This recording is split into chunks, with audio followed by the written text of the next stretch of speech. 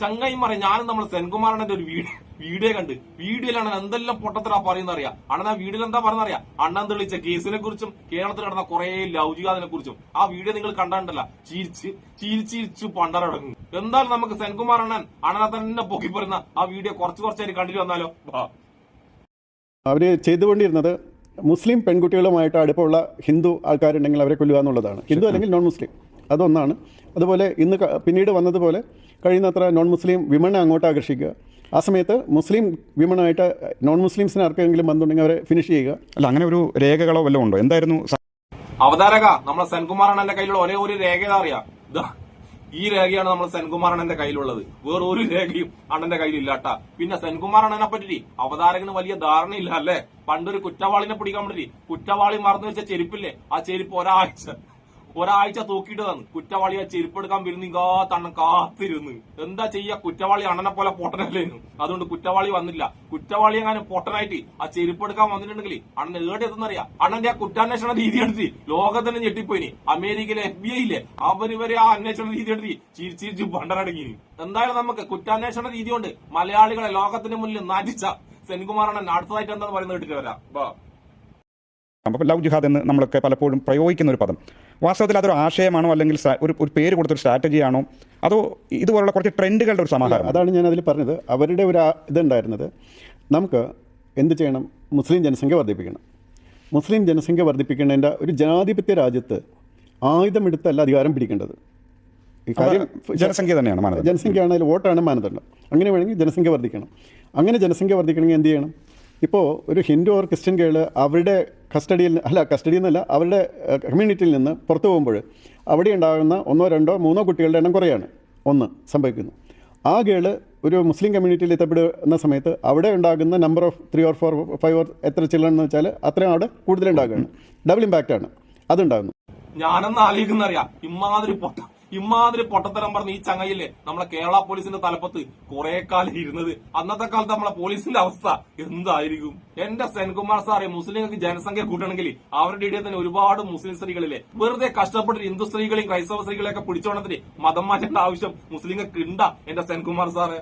പിന്നീടല്ലേ ഈ മുസ്ലിം ജനസംഖ്യ കൂടുന്നേ ഈ ചാനലിൽ നിന്ന് കരഞ്ഞോണ്ടോ പച്ച വർഗീയത 24 മണിക്കൂർ പറഞ്ഞോണ്ടോ ഒരു കാര്യമില്ല. ഒരു 2 മണിക്കൂറെങ്കിലും ഉണ്ടല്ല സ്വന്തം കുടുംബത്തോടൊപ്പം കഴിയണം. എന്നാലേ നമ്മളെ ജനസംഖ്യ കുറച്ചൊക്കെ കൂടും. എന്റെ സെൻകുമാർ അണ്ണ, ഈ സംഭവം ഉണ്ടല്ലോ അണ്ണനും മനസ്സിലാക്കണം. അണ്ണനെ കേട്ടിരിക്കുന്ന കുറെ സംഖ്യകളുണ്ട്, അവരോടും പറയണം ഈ മുസ്ലിം ജനസംഖ്യ കൂടുന്നീ നോക്കി പച്ച വർഗീയത പറഞ്ഞിട്ടൊന്നും ഒരു കാര്യമില്ല. ഒരു 2 മണിക്കൂറെങ്കിലും സ്വന്തം കുടുംബത്തോടൊപ്പം കഴിയാൻ വേണ്ടി സംഖ്യയോട് അണ്ണൻ പറയണം കേട്ടാ. കൂട്ടത്തിൽ അണ്ണനും കഴിയണം. നമുക്ക് സെൻകുമാർ അണ്ണന്റെ അടുത്ത പൊട്ടത്തരം കേട്ടിട്ട് വരാം.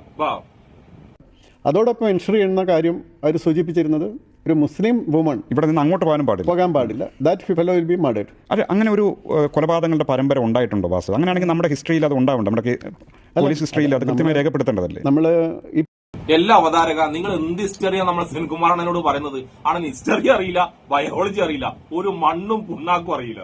എത്ര മുസ്ലിം സ്ത്രീകളെ ഹിന്ദുക്കളും ക്രൈസ്തവരും കല്യാണം കഴിച്ചിട്ടുണ്ട്. എന്നിട്ട് ആ ഹിന്ദുക്കളും ക്രൈസ്തവരൊക്കെ ഈ ഭൂമിയിൽ ഇല്ലേ? അവരൊക്കെ മുസ്ലിങ്ങൾ തീർത്ത് കളഞ്ഞ എന്ത് വിഡിത്താന്ന് പറയുന്നത് എന്റെ സെൻകുമാർ അണ്ണ. അതുപോലെ തന്നെ ഹിന്ദുവിനെയും ക്രൈസ്തവനെയൊക്കെ എത്ര മുസ്ലിങ്ങൾ കല്യാണം കഴിച്ചിട്ടുണ്ട്. അവരൊക്കെ നല്ല രീതിയിലാണെങ്കിൽ സുഖമായിട്ട് അങ്ങ് ജീവിച്ച് പോയിക്കോട്ടെ സെൻകുമാർ അണ്ണ. പിന്നെ എന്റെ സെൻകുമാർ അണ്ണന് ലവ് ജിഹാദ് പിടിച്ചേ പറ്റുന്നാണെങ്കിൽ ലവ് ജിഹാദ് ആണോ എന്ന് എനിക്കറിയില്ല. പൂഞ്ഞാൽ ഒരു ജിഹാദ് നടന്നിട്ടുണ്ട്, അവിടെ ഒന്ന് പോട്ടാ. അവിടെ ഒരു ഹിന്ദു പെൺകുട്ടിന ഒരു കാസക്കാരൻ മതം മാറ്റി കല്യാണം കഴിച്ചിട്ടുണ്ട്. അതെന്ത് ജിഹാദാണെന്ന് പോയിട്ട് ഒന്ന് അന്വേഷിക്കാൻ പറ്റുമോ സെൻകുമാർ അണ്ണന്? അതുകൊണ്ട് തന്നെ സെൻകുമാർ അണ്ണന് എക്കിന് ഉറപ്പുണ്ടെങ്കിൽ, നട്ടലിന് ഉറപ്പുണ്ടെങ്കിൽ പൂഞ്ഞാറ്റ് പോയിട്ട് ആ ചങ്ങായിനെ ആദ്യം പിടിക്കട്ടാ. എന്നിട്ട് വന്ന് ഇമാര് ഡയലോഗ് അടിക്ക്. നമുക്ക് സെൻകുമാർ അണ്ണന്റെ അടുത്ത ഡയലോഗ് കേട്ടിട്ട് വരാം. സാറിനെ സംബന്ധിച്ചുള്ള സാറിന്റെ ഒരു കാഴ്ചപ്പാടുകൾ മാറുന്നു എന്ന് പറയുന്ന ഒരു ടേണിംഗ് പോയിന്റ് ഈ 96 നിന്ന് തുടങ്ങാൻ 96 തൊട്ട് എനിക്ക് കേരളത്തിൽ ശരിക്കും ഡീപ്പൻ്റായിട്ട് നടക്കുന്ന വാസ്തവത്തിൽ എന്താണ്, നമ്മൾ ഈ മതേതരത്വമൊക്കെ പറയുന്നുണ്ടെങ്കിലും അതിൻ്റെ ഉള്ളിൽ എന്താണ് നടക്കുന്നതെന്ന് കൃത്യമായിട്ട് മനസ്സിലാവുന്നത് അപ്പോഴാണ്. ഇപ്പോൾ വളരെ അപ്പൊ 96 തൊട്ടിലാണ് സെൻകുമാർ അണ്ണൻ പക്കാ സംഖ്യ എന്നാ പറഞ്ഞു വരുന്നല്ലേ. അപ്പൊ 96 ശേഷം അണ്ണൻ ഏത് ലെവലിലായിരിക്കും കേസൊക്കെ പരിഗണിച്ചിട്ടുണ്ടാവുക? ആ കാലത്തൊക്കെ അണ്ണനടക്കം നീതി തേടി വന്ന ഒരുപാട് മുസ്ലിങ്ങൾ ഉണ്ടാവില്ലേ? ആ മുസ്ലിങ്ങളെയൊക്കെ അണ്ണൻ ഏത് കണ്ണിലാന്ന് കണ്ടിട്ടുണ്ടാവുക? ആ മുസ്ലിങ്ങൾക്ക് അണ്ണൻ എന്ത് നീതിയായിരിക്കും വാങ്ങി കൊടുത്തിട്ടുണ്ടാവുക എന്റെ സെൻകുമാർ അണ്ണ? എന്താ അവസ്ഥ എന്ന് ആലോചിക്കട്ടെ. ഇയാളൊക്കെയാണല്ലോ പോലീസിൽ സത്യപ്രതിജ്ഞ ചെയ്യുമ്പോ എന്താ സത്യപ്രതിജ്ഞ എന്നറിയാം? മതമോ ജാതിയോ ഒന്നും നോക്കാതെ, നിറമോ വർണ്ണമോ നോക്കാതെ കൃത്യമായി നീതി നടപ്പിലാക്കുന്നതാണ്. ഈ പച്ച വർഗീയതയും കൊണ്ടു നടന്നിട്ട് ജാതിയും മതവും നോക്കി നോക്കി മാത്രം സംസാരിക്കുന്ന ഇയാളൊക്കെ എന്ത് നീതിയായിരിക്കും മറ്റു മതങ്ങൾക്ക് കൊടുത്തിട്ടുണ്ടാവുക? എന്തായാലും സെൻകുമാറിന്റെ അവസാനത്തെ തള്ളും കൂടി കേട്ടിട്ട് വരാം. ബാ. അതുപോലെ split the major community, Hindu കമ്മ്യൂണിറ്റിനെ ജാതീയമായിട്ട് വിഘടിപ്പിക്കുക, SC/ST വിഘടിപ്പിക്കുക, ഈഴവാസിനെ OBCസിനെ വിഘടിപ്പിക്കുക. അപ്പോൾ അതിൽ പരമാവധി എന്താണ് ചെയ്യാൻ ശ്രമിക്കുക എന്നുള്ളത് വെച്ചാൽ അത് ചെയ്യുക എന്നുള്ളതൊക്കെയാണ്. അതൊക്കെ പിന്നീട് വന്ന് അവർ തയ്യാറാക്കിയ പരിപാടികളാണ്.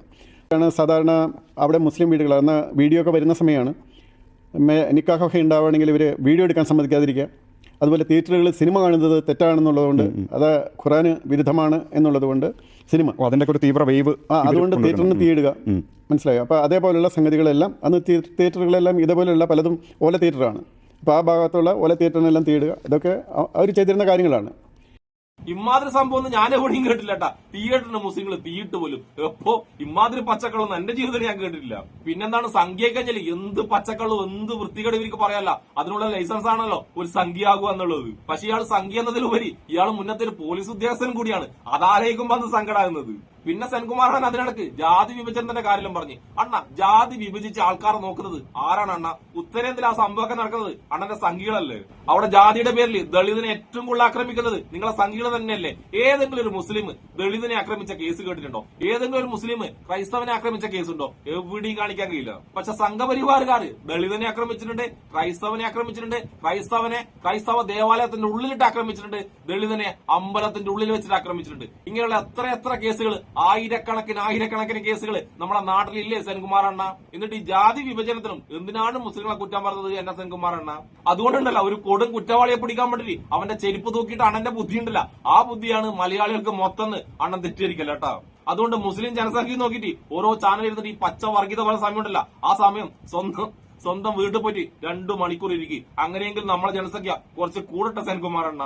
അപ്പൊ കുറ്റവാളിന്റെ ചെരുപ്പ് നോക്കിയിട്ട് നമ്മളെ കേരളത്തിലെ കുറ്റാന്വേഷണ പരമ്പരയിലെ ഏറ്റവും വലിയ നാണക്കേടുണ്ടാക്കിയ സെൻകുമാറണ്ണനും എന്നെ ഇഷ്ടപ്പെടുന്ന എല്ലാവർക്കും എന്റെ ഒരു നല്ല സുലാൻ.